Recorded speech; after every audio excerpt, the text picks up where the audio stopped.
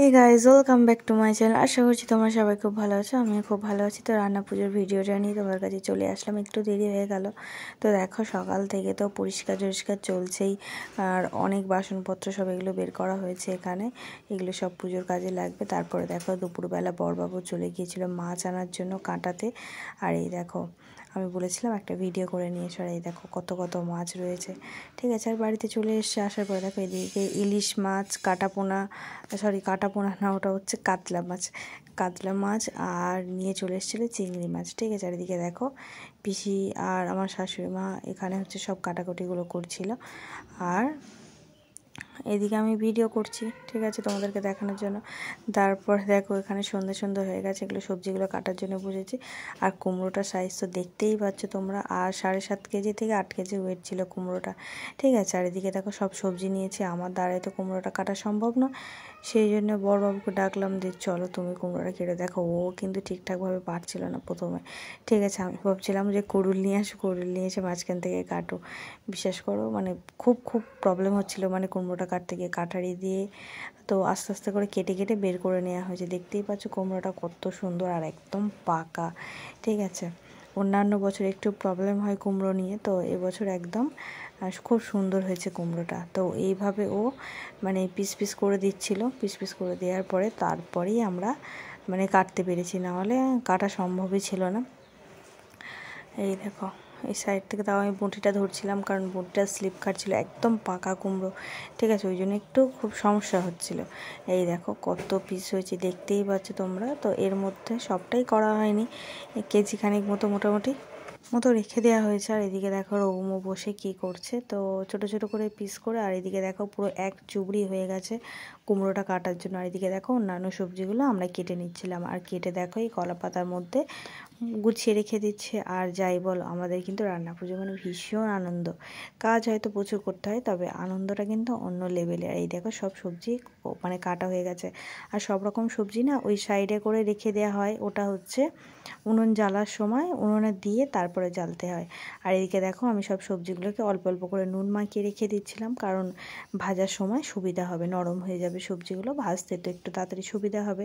ঠিক আছে, তো চলো তারপরে হবে আমাদের প্রথমে ঠাকুরের ভাতটা হয়, বুঝেছো তো। এই দেখো এদিকে ধূপ প্রদীপ জেলে, এদিকে বর্ণিপট্ট দিয়ে, আর এই যে দেখো সব কিছু দিয়েছি, মানে যা রান্না হবে সব কিছু এটা উনুনে দিয়ে তারপর উনুনটা জ্বালতে হয়। এই যে তেঁতুল আর ওই চালতার ওটা, এই যে ঠাকুরের ভাতটা হয়ে যাওয়ার পর তারপরে হচ্ছে ভাতের মধ্যে দিয়ে নামিয়ে নিতে হয়। তো দেখো তারপরে ঠাকুরের ভাতটা হয়ে যাওয়ার পরেই তো তারপর অন্যান্য উনুন জ্বালতে পারবো। আর এদিকে দেখো আমি তো মাছের বাজার নিয়ে বসে পড়েছি মাছগুলো সব ভাজবার জন্য। তো একটু বেশি করে মশলা দিয়েই ভাজি, কারণ থাকবে তো 2 দিন ধরো থাকবে, সেরকম হিসাবে খাওয়া হবে, তো সেই রকম হচ্ছে মশলা দিয়ে ভাজতে হচ্ছে। এই দেখো, তো ইলিশ মাছটাতে আমি একটু অল্প করেই তেল দিয়েছি, আর অনেক তেল উঠেছে, বুঝেছো তো। তো এদিকে দেখো সমস্ত মাছগুলো ভাজছিলাম, আর বড়বাবুকে বলছিলাম একটু ভালো করে ভিডিও করো, ঠিক আছে, যাতে আমি শেয়ার করতে পারি তোমাদের সাথে। আর তোমাদের কাদের রান্না পুজো আছে অবশ্যই কিন্তু কমেন্ট করে আমাকে জানিও।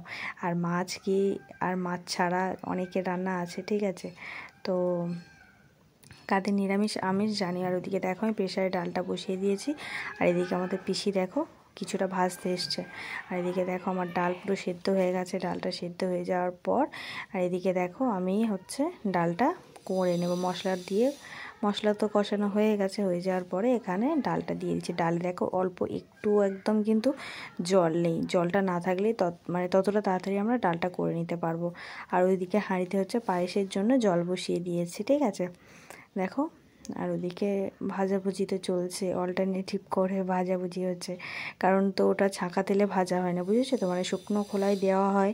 দেওয়ার পরে হচ্ছে ভালোভাবে নাড়িয়ে নিয়ে তারপরে অল্প তেল দিয়ে ভাজা হয়, ঠিক আছে, কারণ সারা রাত থাকবে, তার পরের দিনও থাকবে, সেই জন্য। আর এদিকে দেখো আমাদের মানে নারকেলেরই দুধ বের করে নেওয়া হচ্ছে, কারণ এই দুধেই হচ্ছে আমাদের পায়েসটা হবে, ঠিক আছে। এদিকে দেখো পিসি নারকেলের দুধটা বের করে নিচ্ছে, আর অল্প কিছু রয়েছে ছাই হবে। আর এদিকে দেখো এই গন্ডগোলের রাজা চলে এসছে, ও নাকি নাড়বে।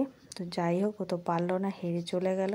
তারপরে ওকে বসলাম যে একটু মশলাটা নিয়ে, এদিকে একটু স্পেশালি মশলা করা হয় আমাদের রান্না পুজোর জন্য, এই মশলা দিয়ে আসলাম। আর এদিকে দেখো আমার কাছে পারেনি, তো ওর দিদিকে গিয়ে ভীষণভাবে জ্বালাচ্ছে, ও নাকি ভাজবে। তো যাই হোক, শেষ পর্যন্ত উঠেই গেল। আর ও ভাজতে গেছে, তোকে জিজ্ঞেস করা হচ্ছে যে কী ভাজা হচ্ছে, কিন্তু সেটা বলতে পারছে না যে ওটা কী ভাজছে ও।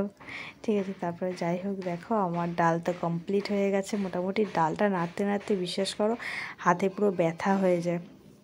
ঠিক আছে, কিছুটা দেখো এই মাটি সরাতেই হচ্ছে আমাদের তোলা হয়, এটাই হচ্ছে নিয়ম এখানকার। ঠিক আছে, আর এদিকে দেখো মোটামুটি কিছুটা তুলে তারপরে একটু মশলা দিয়ে তারপরে হচ্ছে এখানে ডালটা আর একটু তোলা, বাড়ি যেটা লাস্টে রয়েছে ওটা থাকবে রাতে খাওয়ার জন্য। ঠিক আছে, আর এইদিকে দেখো পায়েসটা তো আমার হয়েই গেছে পুরো কমপ্লিট। তো আমার কিছুটা কিছুটা হয়েই যাচ্ছে। আর ওদিকে এইটা হচ্ছে লাস্টেরটা, যেটা এটা রাতে খাওয়া হবে, বুঝেছো? এটা আমাদের এখানে বলে কড়া চাঁচা, এটা খেতে হয় রাতে। আর এদিকে দেখো আমি এখানে ছাই করবার জন্য দিয়ে দিয়েছি। আর এদিকে মোটামুটি ভাজাটা কমপ্লিট হয়ে এসছে।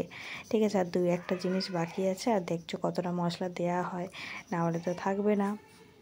ঠিক আছে, রান্না পুজো না মানে মা অনুসারেই মানে পুজোটা আমার খুব ভালো লাগে, বিশ্বাস করে। দেখো এদিকে আলুটা ভাজা হচ্ছে, আর ভীষণ মজা করা হয়, কারণ এখানে নিরামিষের কোনো ব্যাপার থাকে না, তো মানে ছোঁয়াছুঁয়ির কোনো ব্যাপার থাকে না, মাছ রান্নাটা ভীষণ আনন্দ হয়। আর এদিকে দেখো চালতার চাটনি হচ্ছে। আমার বাপের বাড়িতে তো চালতাটা হয়, কিন্তু এর মধ্যে আবার চিংড়ি মাছ ঢ্যাঁড়স দেওয়া আছে, মানে দেওয়ার নিয়ম আছে, বুঝেছো?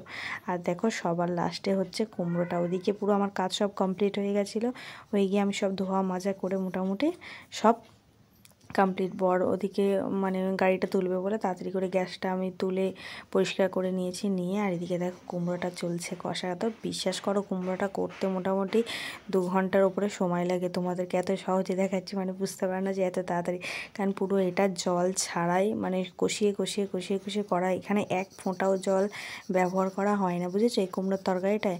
তো আমার বরবাবু একটু এখানে হেল্প করেছে, পিসি ছিল আর আমার শাশুড়ি মা ছিল, তো করেছে। তারপরে দেখো আমি এখানে ফ্রেশ হয়েছি। তো রাত তখন বাজে হচ্ছে 1:30 মতো, খাওয়ার জন্য ডাকছিল। তো আমি এসে একটু শুয়ে পড়েছিলাম, ভীষণ মানে কোমরে ব্যথা করছিল। আর এই দেখো 1:30 বাজে তখন, বুঝেছো? তো চলো যাওয়া যাক, রাতে অল্প কিছু খাওয়া হবে। ঠিক আছে, খেয়ে দে তারপরে তো ঘুমাতে পারবো, আর উঠবো তো ওদিকে একটু বেলা হবে। আমার শাশুড়ি মাই পুজোটা করে, ঠিক আছে, সকালবেলা। আর এইদিকে দেখো সবার জন্য খাবার বাড়া হচ্ছে, তো সবাই খেয়ে নেওয়া হবে এখানে। ঠিক আছে, চলো খেয়ে দিতে চলে এসছে আমি এখানে। আর এই দেখো এখানে বাজে 2:30।